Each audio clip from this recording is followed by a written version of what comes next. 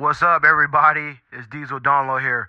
Thank you for everyone that showed love for our first podcast, which was just released today on iTunes. It was released on Google Play and other media outlets that we all have. So I really want to thank everyone for the love and support of that.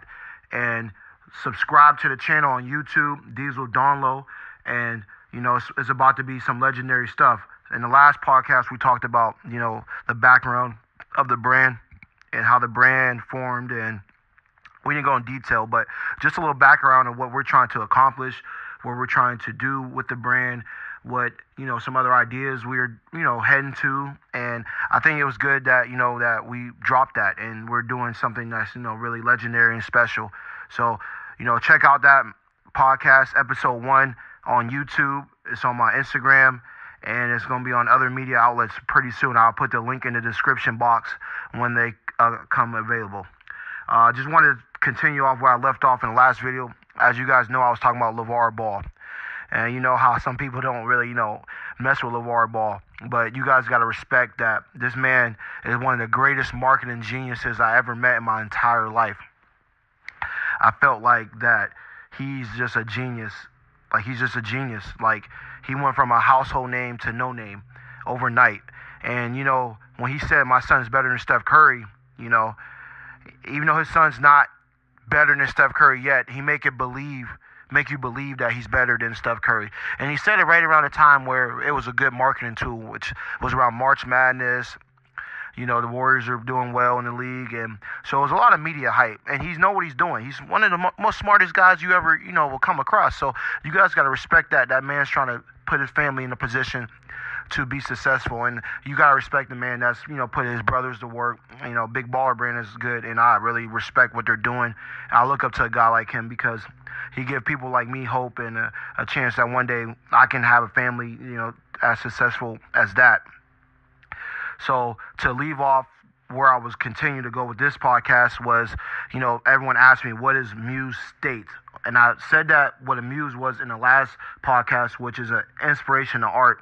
Now, the state is a state where you channel your muse, your inspiration, and you channel that into, to like your, it's like you channel that passion, that love, your art, your skill into a state where you're going to channel that power, that gift and that burning desire to channel it. You need to channel it, and you need to focus. You need to create like a state where you're going to be on hell bent on getting this done, and no one's going to stop you from reaching, your success. And I think that's very important that people do that, because it's like you have to be able to live your passion. You have to have love for your passion. You have to let it grow. You have to be able to separate, when you're your personal person, like when you're just home and, with your family, into a business or your brand, your passion, love. And the muse state is that. That's when you channel your muse state, and you get in a channel where you're unstoppable. You're an avalanche. Like, no one can stop you from getting to your goal. No one's going to tell you what you're going to do and how you're going to do it. You're going to just do it by any means necessary. And that's what muse state, is. You got to get in your muse state. And that's something like I took from, a lot of inspiration I have and a lot of muses I have in life. And I just combined a couple of different things like that I love when I was growing up in life. And it's just crazy like how I use like things I grew up on, and it's just crazy. And I think it's just like, it's awesome that you can like use things that you grew up watching, and then now I can use it to inspire others. So people ask me, what type of music do I do? Okay, so Diesel Donlo does music that's for motivational, inspirational, and to you to be inspired. And my music does that because, we talk about situations, we talk about different stories and storytelling that you can take in life that you may go through. You may, be a little shaky on. You might not have the confidence. We're going to give you confidence and give you belief and give you hope, give you light. And my music is just, storytelling, motivational stuff, and to inspire you to be great, to be legendary, to be like unstoppable force of nature. That's like what I want you to take out of it.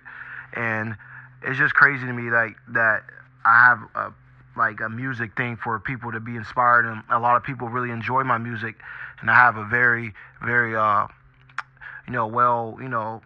I get good feedback, and I feel like it's just a challenge to put out something like that people would love to hear and people would love to, bump to in a car and get inspired by, go to the gym and play it out. And my music is just to inspire you, to help you out, and to let you grow and to help you stay motivated. A lot of people can get motivated, but can you stay motivated and stay motivated at a high level? And I was just telling one of my friends this the other day, and my girlfriend, I asked her, she asked me, like, and they asked me too as well. It was like, how do you stay at the level that you're at? The high level of motivation is driven, staying dry and having a drive to be the best. Most of that comes from, when people give me motivation, fuel. Like, I call it low-hanging fruit. Someone might say, oh, you didn't really do something, or you're not, as good as you think you are, and blah, blah, blah, blah, blah, blah, blah, blah, blah. Just saying just stuff. It's just hater stuff. And, I take all that hater stuff and I put it into motivation, man.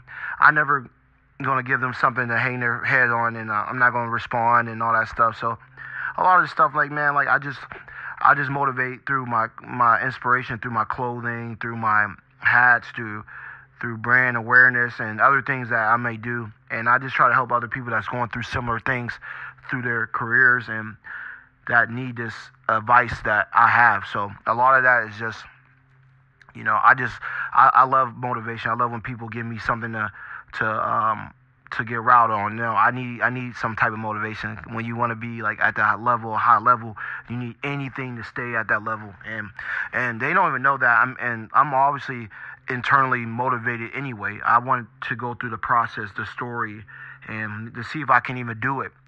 Like me even doing an Arnold is like motivation. Like, I didn't know I could do that. And me having a booth there with some of the biggest brands in the world is something that, inspired me to do it.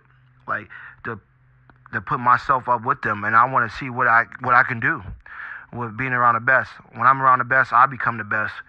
And, that's the greatest thing I could say. And to learn and to be the best, you have to be around the best. So I need to see all these big names and all these big people that's going to be there because they inspire me to be the best. And it's all motivation, baby. That's all it is. That's all I can say. And I love, like, sharing this with you guys so you guys can go through, things that you're going through, and you might need this one day. Also, my clothing. I have a shirt that says a quarter to a dollar to a 5 to a 10. I have 3 different series of those shirts. One, it says, like, it has numbers on it, which the numbers just say, like, we, as an entrepreneur or any business person, when you went from a quarter to a dollar, you made profit. And then from a 5 to a 10, that's another profit. And my shirts are symbolizing motivation and profit and being an entrepreneur. You should understand what I'm saying by you went from a quarter to a dollar to a 5 to a 10. And people ask me, what does your shirts mean? And I have a shirt that says, can't stop the rain. And in life, people is going to say some stupid things, say like, oh, like, that you're not good, or you're not, you know how people are. They just try to, like, just deteriorate you and try to break you down. But they can't stop your reign. That's one thing you got to remember, that no one can stop your reign. No one can stop your power. No one can stop your passion from taking, over whatever you want to do with your life and your goal and your ambition to be the best you can be. No one can stop your reign. And I made a shirt about that. And I think no one can stop your reign. No one can ever stop what you're trying to do. One, you have the power of Jesus Christ in your life, or not, hopefully you do, but, no one can stop the power that's inside of you, because that's your gift, that's your motivation, that's your drive, that's what you're trying to accomplish, what's your mission statement, and whatever. No one's going to stop your reign. And I made that shirt for people that try to stop our reign. No one's stopping your reign. No one's stopping my reign. We're going to continue to push it, conquer, dominate, motivate, inspire life. And that's what we do through the clothing.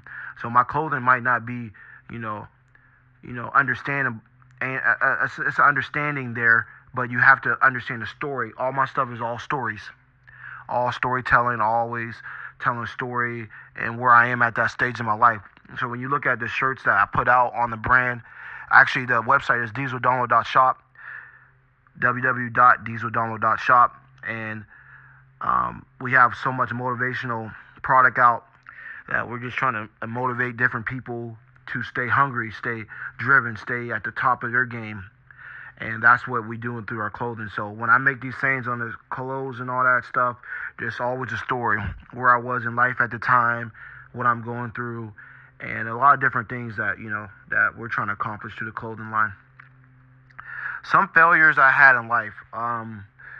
Someone asked me to talk about that today. Some of the failures I had was, the most recent ones was that I went to play basketball at college, and I didn't play.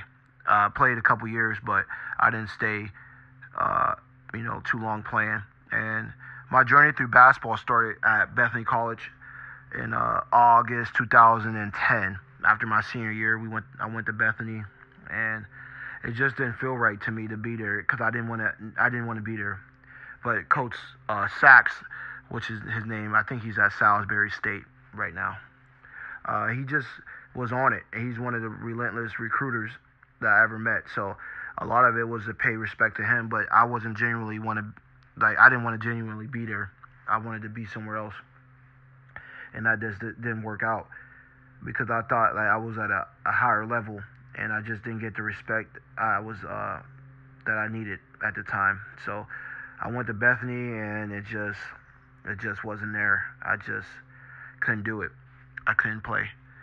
I never really discussed this with anybody, but a lot of it probably was that I didn't have the drive there, and it just sucks that I didn't finish there. I didn't have it in me.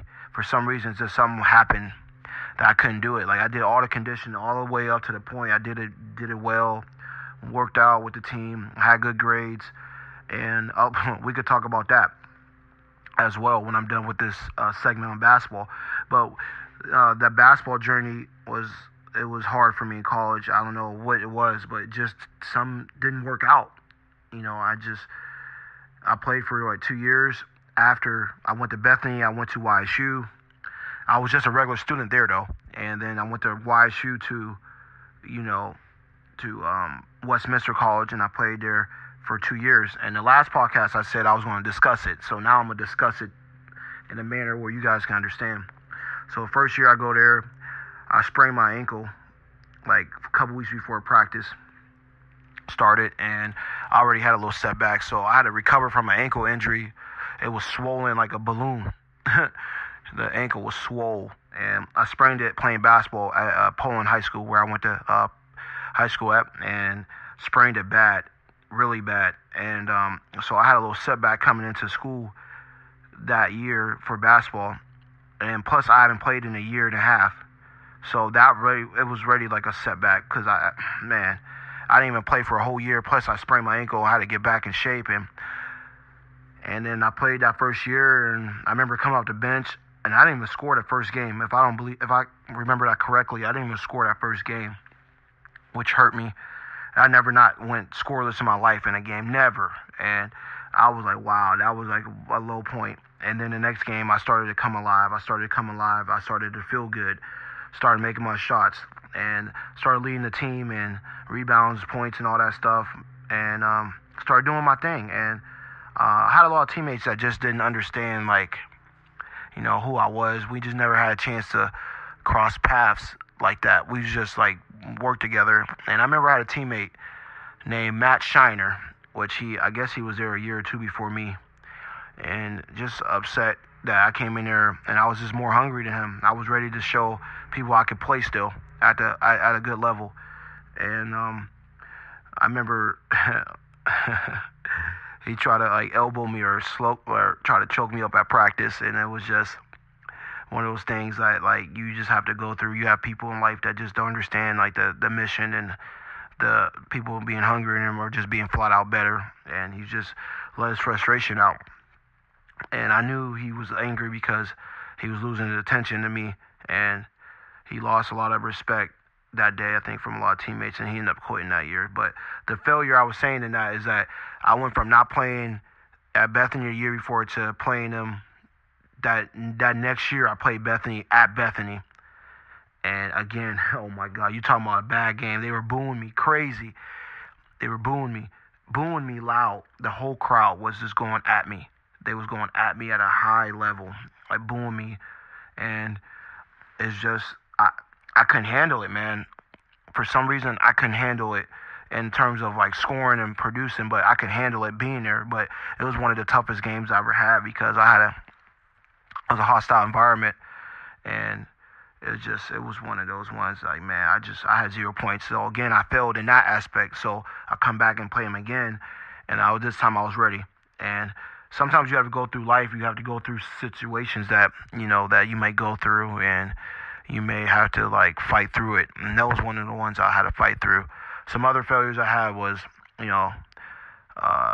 going to 7 different schools. I don't know if that's a failure or success, but I went through a lot of different schools. Didn't even know I would graduate, because I didn't know how long it would take for me to graduate. But it all worked out at the end of the day. But some of the failures I had was not working hard when I was playing basketball, and I wish I would have just gave it like 100%. I wish I would have did it at a high level, and just like I'm doing now. I don't know if I went through it just to, that's what God wanted me to go through, but now I'm a powerful figure. I work hard, I work smart, and my drive is so much better than it ever been. It's just crazy to me. Just crazy. And that's some of the failures I had. It's just, wow. And then after I left Westminster College, I went to Hiram and I tried to play and it didn't work out. And I thought I was a failure. I was at the bottom. That's when I felt at my lowest point in my life was when I didn't play basketball at Hiram. And it just hurt me, and I had to accept it, man. And it's one of those things you have to accept in life that it wasn't in the cards for me to continue to play. So what I did was try to find something like I love doing, which is fitness. And I got to fitness, and I really wanted just to, like, I guess I had to be a trainer and figure out how to be, train people and all that. So I used to practice on my friends. We used to try to be in gyms, and I would try to train them on the low, and I had to learn how to if I could do it, and then I was like, okay, I could do it. So by this time it's 2014, into 2013, beginning of 2014. So for a whole year I'm trying to do it. I'm trying to figure out if I can do it, and it took me a whole year to figure it out. Oh, I can do it. So then my failure from not playing basketball led me to, fitness and all that stuff, and being involved in the fitness industry and stuff like that. So I think that was awesome that, that I went through everything I went through, because it got me to where I am now. And that's to be involved with fitness and to do it at a high level. So that led me to the gym. And the gym that I first started out at was Physique Fitness, which, led me to having a lot of customers and, clients I had, and I was training people, and it was just crazy. I went from not training nobody to training 25 people. And I just was awesome. What's next? What's the next challenge I could do? Okay, someone said, can you make shirts? Oh, what? Going to shirts? Cool. So I looked up how to make a t-shirt, and I did that. And then I just kept doing it, and it led me to, all the things I'm in now: acting, training, motivational speaking, entrepreneurship, stunts, making music. And it's just crazy that I could do I could put out, motivational stuff to people so they can, be motivated in life, and have a clothing line that does that. And a lot of this stuff I'm sharing with you guys is just background stuff, and continue so we can progress through these episodes, and you guys can really just be on this journey together with me. And so this can help you and your, different things you go through. And it's just crazy. I remember the first time I went to a movie set. It was on Banshee, and I'm like, whoa, everybody walking around. Oh, okay. This is a year later, 2016, I started, being in the acting world, and I had to learn that industry. I had to learn that thing. I had to learn how to push buttons. I had to learn how to, properly do that industry. So that was the next thing. And the gym, the gym that really, really helped me get to the next level was Rivals Fitness. And I have to give, homage to that owner, George Summers, for letting me get in there and train people too. And what I want to share with you guys today is I go to the gym at least 3-4 times a day. No, I'm kidding. I go at least twice sometimes. I go at least 6 days a week, 5-6 days a week. And I train really hard now. I'm starting to do a lot more cardio, trying to get weight down, trying to eat properly. Shout out to Kitchen Abs for providing me with meals. And you guys got to check them out. They're a local business in Youngstown, Ohio called Kitchen Abs, and provide meals for you guys. And it's just a good way to stay healthy, eat right, and stay on a well balanced. I think a lot of people has to understand that when you are in a diet, you have to be very strict. You got to know your body. What's the calorie intake? You have to really study the macros and all that stuff. And I really don't get into all that, but I just want you guys to know, it's ways out there for you to understand your body, what calorie intake.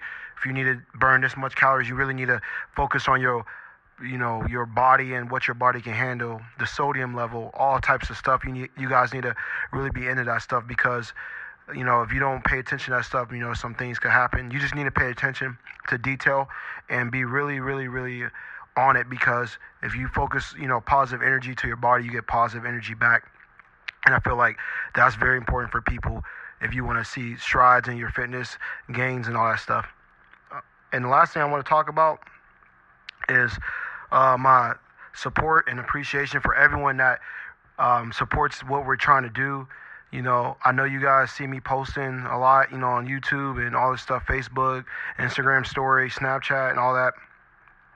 And I really appreciate that everyone that really support the movement. The brand is growing.